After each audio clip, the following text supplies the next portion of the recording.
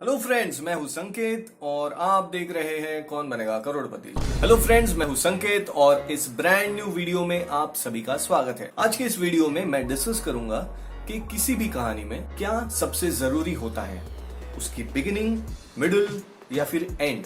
Well चलिए सबसे पहले तो समझते हैं कि बिगिनिंग, मिडिल और एंड का फंडा क्या है। दरअसल किसी भी कहानी में, चाहे फिर वो एक नॉवेल की कहानी हो या फिर किसी फिल्म की कहानी हो, हमेशा एक शुरुआत होती है, फिर बीच में कुछ चीजें होती है और फिर वो कहानी खत्म होती है। तो इससे पहले कि हम डिसाइड करें कि इन तीनों में से सबसे अहम कौन सा होता है, पहले समझने की कोशिश करते हैं कि इन तीनों में होता क्या है। सबसे पहले आइए देखते हैं बिगिनिंग। बिगिनिंग यानी किसी भी कहानी की शुरुआत। अब इस शुरुआत में होता क्या है? आमतौर पर सारे आपके जो कैरेक्टर्स हैं उनको इंट्रोड्यूस किया जाता है कहानी में, उनकी सेटिंग बताई जाती है कहानी की कि कहाँ है, आपका जॉनरा एस्टैब्लिश होता है, आपका ट्रीटमेंट एस्टैब्लिश होता है, आप किस तरीके से आगे बढ़ने वाले हैं कहानी में। ये सारी चीजें, अब पूरी जो कहानी की दुनिया है वो आप क्रिएट करते हैं, वो इंट्रोड्यूस करते हैं बिगिनिंग में। इसलिए बिगिनिंग बहुत ही अहम पहलू होता है। अगर आपने बिगिनिंग में लोगों का इंटरेस्ट होल्ड कर लिया तो ज्यादा चांसेस बढ़ जाते हैं कि वो अंत तक आपकी उस कहानी से, उसके किरदारों से जुड़े रहेंगे, आपकी कहानी के किरदारों के साथ वो आगे बढ़ेंगे। इसलिए किसी भी कहानी की शुरुआत यानी बिगिनिंग बहुत ही अहम होती है। एक कहावत भी इंग्लिश में कि well begun is half done. अब आइए देखते हैं मिडिल में क्या होता है। मिडिल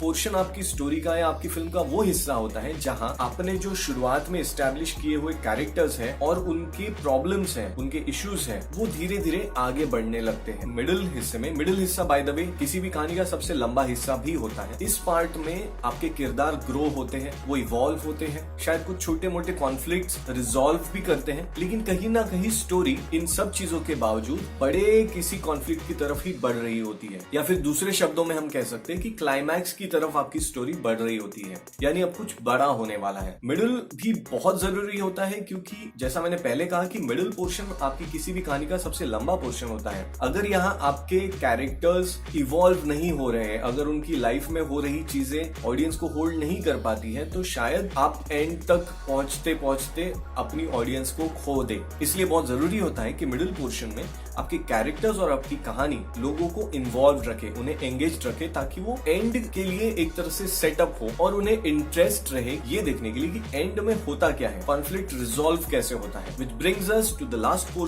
बिगिनिंग और मिडिल के थ्रू होते होते आपके कैरेक्टर्स जब एंड तक पहुंचते हैं, यहाँ उनकी पूरी जर्नी का, उनके कॉन्फ्लिक्ट का एक तरह से रिजॉल्व होने वाला है, यानी उनके कॉन्फ्लिक्ट को एक तरह से अंजाम मिलने वाला है। लोग पूरी कहानी में साथ साथ आपके किरदारों के जीते तो है, मगर एंड वो पार्ट होता है जो उनके जहन में हमेशा रह जाता है। अगर आपकी एंडिंग अच्छी है तो चांसेस है कि आपकी ऑडियंस, आपका रीडर उस कहानी को अपने साथ हमेशा रखेगा। लेकिन मान लीजिए आपने स्टोरी की शुरुआत और मिडिल तो बहुत अच्छे से कर लिया, मगर एंड में अगर आप फीके पड़ गए तो शायद आपकी पहले की मेहनत पे भी पानी फिर सकता है। तो इसलिए एंड भी बहुत इंपॉर्टेंट होता है। और आप बेहतरीन से बेहतरीन अगर आइकॉनिक फिल्म्स उठा के देख ले पूरे वर्ल्ड सिनेमा में, इंडियन सिनेमा में, तो उनका एंड हमेशा बेहतरीन रहा है। देखिए एक बात बहुत जरूरी होती है कि आपकी कहानी का ग्राफ हमेशा ऊपर जाना चाहिए, यानी धीमे से शुरू करते करते मिडिल में फिर कुछ कॉन्फ्लिक्ट्स होते हैं जहां थोड़ा ऊपर नीचे हो सकता है, बट एंड हमेशा हाई पे होना चाहिए। तो अब आते हैं हमारे अहम सवाल पर कि इन तीनों में से सबसे ज्यादा इंपॉर्टेंट क्या होता है। वेल इट इज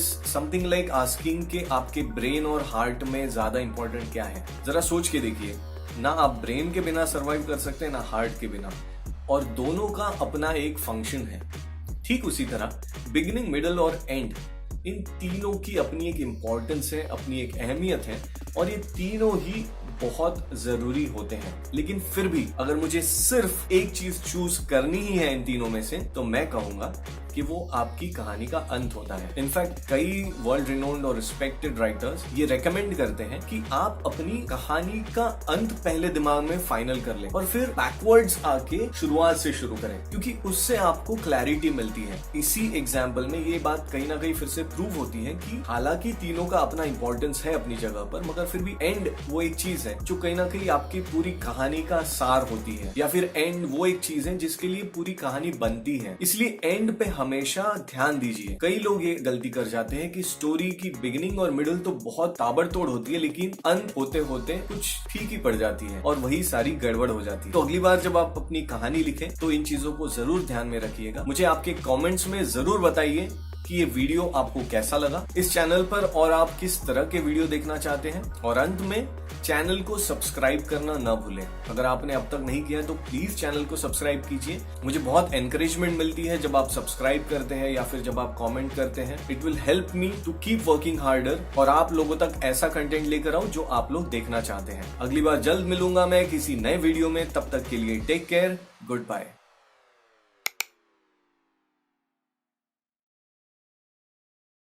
आज के इस वीडियो में मैं डिस्कस करूंगा कि किसी भी कहानी में क्या सबसे जरूरी होता है, उसकी शुरुआत, उसका